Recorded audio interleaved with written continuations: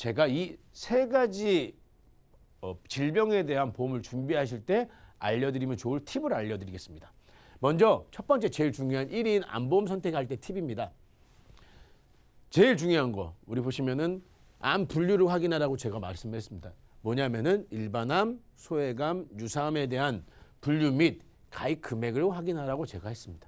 또 하나 부족한 자금. 사실은 저희가 암 진단 자금을 만약에 2천만 원, 3천만 원, 5천만 원 가입돼 있다고 치더라도 사실은 그 병이 발병되었을 때는 얼마가 가입되어 있어도 늘 부족하세요. 왜 그러냐면 나는 계속 이 병을 치료하기 위해서 비용이 들어가다 보니까 내가 충분히 가입되어 있다. 이거는 발병된 사람한테는 모든 게 허용되지 않습니다. 그러니 지속적인 병원비에 대해서 저는 재진단암을 활용하면 좀 좋지 않을까라고 팁을 잡았습니다. 또 하나 좀 더 가성비를 좋게 하기 위해서 최근에 이슈가 되고 있는 무해지 환급형 보험을 꼭 선택하라고 말씀드리고 싶습니다. 그러면은 이 세 가지에 대해서 왜 어떻게 준비하면 좋은지를 한번 말씀드려볼게요. 자, 암보험 선택할 때 암 분류를 확인하라고 제가 말씀드렸습니다. 암보험 가입하면 그냥 아무거나 되는 거 아니야? 라고 생각하실 수 있는데요. 우리가 통상적으로 보험회사가 암을 분류할 때 어떻게 하냐면요. 일반암, 소외감, 유사암이라고 분류합니다. 일반암이라는 거는 우리가 다 알고 있는 일반적인 암들이죠. 위, 폐, 이런 것들, 간, 이런 것들은 전부 다 일반암에 포함이 되어 있습니다. 유사암은 보시는 바와 같이 우리 갑상선암, 제자리암, 경계성 종양, 기타 피부암 이런 것들을 유사암으로 표현하고 있죠.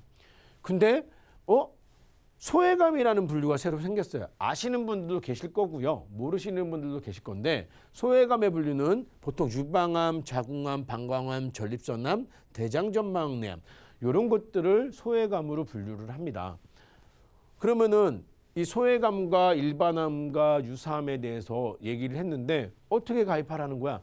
제가 보니 일반적으로 일반암 같은 경우는요. 제가 1,000만 원짜리 암보험을 가입했다 라고 한다는 거는 일반암에 대한 기준입니다. 일반암. 그러니까 내가 만약에 암에 걸렸는데 이 일반암의 기준에 걸리면은 1,000만 원을 준다는 거죠. 그럼 소외감은 뭐냐? 유사암은 뭐냐? 과거에 대부분의 암들이 일반암 진단비에서 10에서 20% 보험금을 줬어요. 이게 과거의 보험들이 그랬습니다. 그러니까 1,000만 원을 가입했으면 100만 원이나 200만 원 정도의 유사암 진단비가 나오죠. 그럼 소외감은 뭐냐? 요거는 내가 일반암 진단비를 1,000만 원을 가입했는데 이 소외감 분류에 포함되는 암에 걸리게 되면은 일반암 진단비의 40% 정도 준다. 이렇게 이해하시면 되는 거죠. 그러니까 1,000만 원짜리 암보험을 가입했는데 나는 암의 종류에 따라 어떨 때는 100만 원을 받을 수도 있고 어떨 때는 400만 원을 받을 수도 있고 어떨 때는 1,000만 원을 받을 수 있다는 거죠. 근데 여기서 묘한 거는요. 이 유사암이라는 부분은 어쩔 수가 없습니다. 모든 보험사들이 유사암을 분리해 뒀어요. 근데 이 소외감은 물음표가 생깁니다. 왜냐? 내가 어떤 보험사를 선택하느냐에 따라서 내 보험에 소외감 분류가 있을 수도 있고요. 없을 수도 있습니다.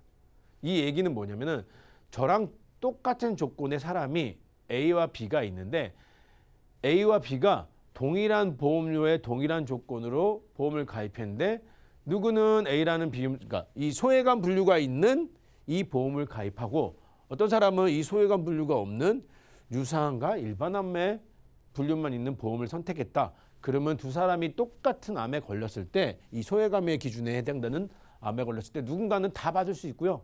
누군가는 못 받게 된다는 거죠. 그러면은 이 소외감은 도대체 어떻게 가입해야 되냐? 사실 제가 그동안에 많은 증권을 보고 많은 회사의 내용들을 확인하다 보니까 정확한 건 아니고 약간의 오차는 있을 수 있습니다만은 이 소외감 분류를 하는 회사들이 생명보험사들이 많더라고요. 그 생명보험사가 나쁘다, 좋다 이런 얘기의 것이 아니고요. 이 소외감 분류를 일반적으로 하는 회사들이 생명보험사가 이렇게 분류를 하더라. 근데 이 소외감 분류도 이 5가지를 전체를 다 소외감으로 분류하는 회사가 있고요. 한두 가지만 분류하는 회사가 있습니다. 그러니까 지금 내가 보험을 가입하신 분들은 내 증권을 들여다보거나 또는 보험을 준비하시려고 하신 분들은 요거를 꼭 챙기셔야 됩니다. 그래서 가능하면은 이 소외감이라는 분류가 없거나 뭐 한두 가지만 소외감으로 분류되는 회사를 선택하시는 게 가장 중요하다고 할 수 있죠. 또 하나, 유사암 제가 과거에 보면 10에서 20% 정도 지급이 된다고 했어요. 근데 최근에 와서는 유사암이 최대 3천만 원까지도 가입이 되시더랍니다. 물론 어린이들이 보험을 가입할 땐 유사암도 5천만 원씩 가입이 되세요. 근데 성인은 회사별로 차이가 있지만 최대 3천만 원까지 되더라. 그러니 내가 조금 더 신경 쓰고 증권을 하나씩 꼼꼼하게 챙기시게 되면은 이 유사암도 10에서 20% 받는 것이 아니라요. 일반암처럼 그 기준에 맞춰서 보험금을 받을 수 있다는 거죠. 그러니 내가 선택하실 때, 암보험을 선택하실 때는 암 분류를 확인하라고 말씀드리는 게 일반암과 소외감과 유사암에 대한 분류를 꼭 체크하시길 바랍니다. 자, 두 번째. 저희가 암보험 선택할 때 재진단암을 선택하라고 저는 제안을 드립니다. 이 이야기는 뭐냐면요. 이 통계를 보시면은 10대 암 발병률과 치료 비용입니다. 생각하는 것보다 굉장히 많이 들어가요. 위암이 보통 2,600만 원, 폐암이 4,600만 원 정도 들고요. 갑상선암 여자들 같은 경우는 1,100만 원, 유방암은 1,700만 원, 자궁경부암은 1,600만 원. 근데 요 통계 보시면은요. 좀 전에 제가 보여드린 화면에 보면은 다 얘는 유사암이잖아요. 얘는 소외감의 분류에 포함이 되잖아요. 얘도 소외감의 분류에 포함이 되잖아요. 그러니 내가 보험을 어떻게 선택하냐가 굉장히 중요하겠죠. 근데 제가 지금 전해드릴 얘기는 재진단암에 대해서 얘기를 드릴 건데 치료 비용이 이렇게 많이 들어요. 그래서 암 진단금을 받았을 때 지속적인 치료에 대해서 처음에는 어느 정도 해결이 되지만은 계속 발병되는 것들에 대해서 걱정이 많으세요. 그래서 보시면은 우리가 암을 혹시 암에 걸리지 않고 이제 내가 기대 수명까지 사는 게 가장 좋지만은 혹시라도 암보험을 준비하시는 거는 내가 혹시 모를 암 발병에 대한 준비잖아요. 그랬을 때 암에 걸리게 됐을 때 제일 중요한 거, 우리 암 치료비 굉장히 중요합니다. 근데 생활비도 있고 소득도 있고 지속적인 뭐 재발 검사비 이런 게 있대요. 잘 와닿지 않으실 텐데 제가 그동안에 진단금을 지급하고 고객들의 상황을 이제 보니까요. 예를 들어서 암 발병이 됐다. 그러면 통상적으로 고객들이 어떤 패턴이시나 보더니 1년 정도 됐을 때까지 병가를 쓰세요. 왜? 회사에서 보통 병가를 1년 정도 주니까요. 좋은 회사들은 1년 또는 2년 정도의 병가 무급 휴가를 줍니다. 그리고 나서 여기서 다시 복직을 하세요. 근데 복직하고 나서 보통 2에서 3년 사이에 많은 분들이 퇴사를 하시더라고요. 이분들이 많은 분들이 퇴사를 하세요. 왜? 치료가 안 되니까 돈 버는 것보다는 내 몸에 대한 치료가 먼저에 대한 생각이 들시다 보니까 이런 패턴의 이제 환경들이 발생되더라는 거죠. 그래서 내가 암보험을 가입하는데 얼마를 가입해야 돼? 사실 정답은 없습니다. 제가 지금 전해드리는 내용도 사실 정답은 아닙니다. 근데 제가 이 패턴들을 보다 보니까 최소한 내가 1년치 버는 연봉 정도는 준비하는 게 옳지 않을까라는 생각이 되었습니다. 왜? 내가 병가를 내고 모아는 동안에 들어가는 기본적으로 들어가는 생활비도 보충을 해야 되다 보니까 최소한 1년 정도의 연봉을 준비해야 되는 게 옳지 않을까. 이거는 저 개인적인 생각이지만 물론 보시는 분들마다 개인마다 성향은 다르겠지만 이런 패턴으로 준비하시는 게 좋지 않을까라고 생각되었습니다. 근데 암보험만 5천만 원씩 1억씩 가입하면 너무 부담되시거든요. 그래서 그런 것들을 대비하기 위해서 저는 재진단암을 활용하자 이렇게 말씀드리는 겁니다. 재진단암이 뭐냐? 얘는 우리가 보통 암에 걸렸을 때요. 내 몸속에 일정 시간이 지난 다음에 이 암세포가 계속 남아있으면은 무조건 그때마다 보험금을 준다는 얘기예요. 일반암 진단비는 한 번 주고 끝나는데 재진단암은 계속 준다는 겁니다. 그럼 계속이 뭐냐? 그리고 내 몸속에 암세포가 있다는 내용이 무슨 말이냐라고 의심을 가지실 수도 있어요. 그러면은 제가 한번 따져볼게요. 첫 번째 암에 걸리고 나서 이 암이 유지되고 있으세요. 맞죠? 또는 완치가 되셨다가 재발이 되시는 경우도 있어요. 또는 위에 걸렸는데 다른 장기로 전이가 되실 수도 있어요. 내 몸속에 암세포가 남아있는 경우가 이 세 가지 말고 더 있을까요? 이 세 가지 경우에 해당이 됐을 때 보험금을 계속 준다는 겁니다.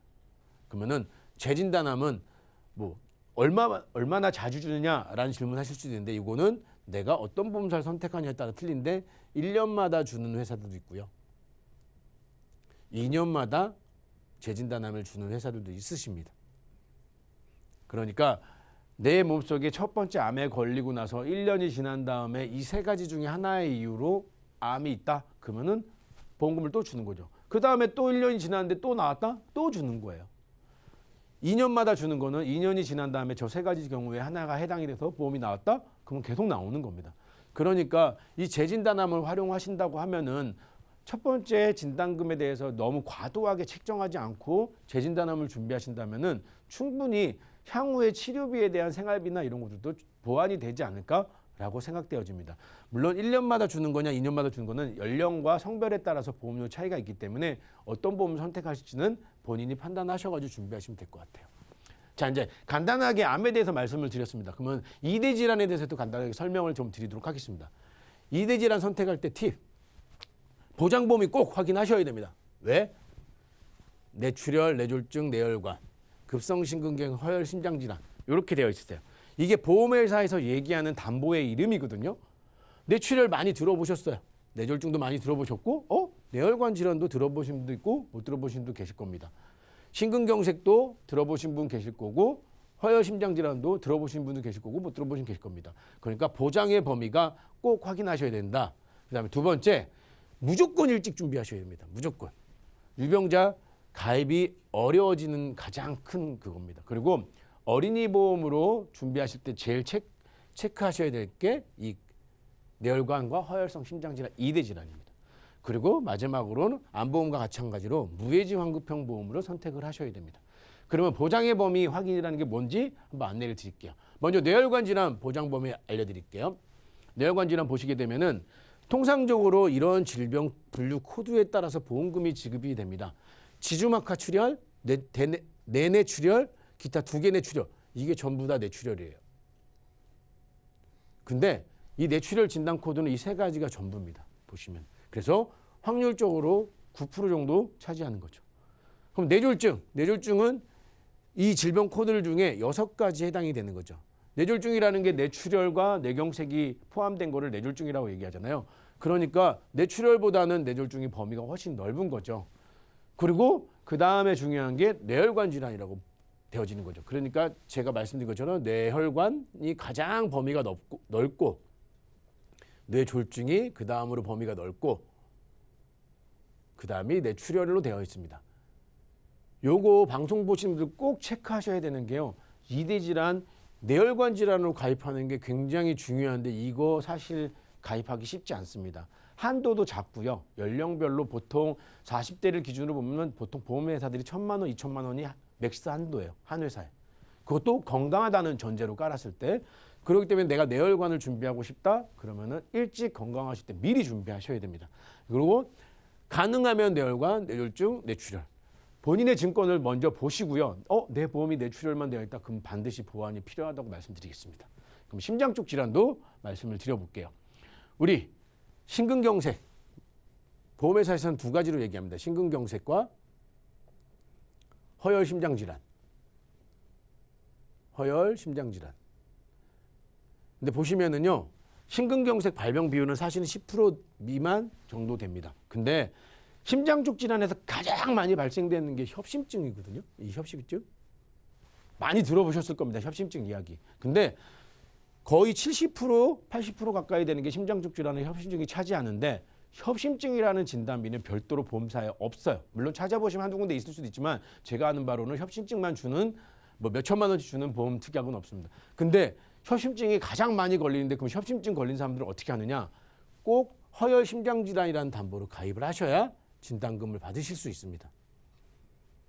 가장 많이 발생되는 협심증을 내가 보상을 받고 싶다. 그러면 허혈 심장질환 담보로 꼭 가입하셔야 돼요. 많은 분들이 심근경색 진단비로 가입되어 있을 거예요. 그리고 뇌혈관 질환이랑 허혈성 심장질환은 보통은 세트로 이제 같이 가입을 하시는데요. 준비하실 때 꼭 아까도 말씀드린 것처럼 건강하실 때 준비하셔야 됩니다. 유병자들 가입이 되게 어려우세요. 그리고 어릴수록 한도가 좀 높습니다. 그리고 많이 안 받아주십니다. 그러니까 꼭 요거는 이 두 가지는 꼭 체크하셔가지고 준비를 하셔야 된다고 저는 생각되어집니다. 그래서 장황하게 말씀드린 것들 중에 핵심 포인트 다 잊어버리셔도 좋아요. 근데 뇌나 심장 쪽 질환에 대해서 뇌혈관 질환과 허혈성 심장 질환을 꼭 준비해야 된다. 왜? 내가 가능하면 보장의 한도가 넓은 범위로 차지하셔야 되니까 요거 꼭 체크하셔가지고 준비하시길 바랍니다. 더 많은 내용들이 있는데 방송에서는 이제 짧게 정리를 하다 보니까 제가 이제 마지막으로 다시 한번 최종 정리해서 말씀을 드리도록 할게요. 최종 정리하는 거. 보장의 범위 굉장히 중요합니다. 보장의 범위. 암 얘기할 때 일반암, 소외감, 유사암. 그다음에 뇌질환은 뇌출혈도 있고 뇌졸중도 있고 뇌혈관 질환도 있는데 그중에 무조건 뇌혈관 질환으로 가입을 해라. 가입이 어려우니까. 심장 쪽 질환도 급성심근경색과 허혈심장 질환이 있는데 허혈심장 질환으로 가입을 해라. 왜? 협심증도 보장을 받고 싶다면은 심장 질환에서는 허혈심장 질환으로 가입해야 되니까. 두 번째, 재진단암 특약을 활용해서 지속적인 치료비에 대해서 대비하라고 말씀드렸습니다. 그다음에 이대 질환, 유병자의 경우 가입이 굉장히 어렵습니다. 물론 안 되는 건 아닌데요. 내가 원하는 만큼 가입이 안 되고 또 하나 갱신형이 싫어가지고 비갱신형을 선택하고 싶다고 하셨을 때도 어떻게 할 수가 없을 수 있어요. 그러니까 유병자가 되시기 전에 꼭 뇌혈관 허혈심장 질환은 가입해라. 그리고 공이 요즘에 화두가 되고 있는 무해지 환급형 보험으로 이제 보험을 가입하시고 납입 면제 혜택을 꼭 체크하라고 말씀드리겠습니다. 이상 제가 이제 중요한 3대 진단금이나 내 보험 증권 분석하는 법에 대해서 간략하게 말씀드렸습니다.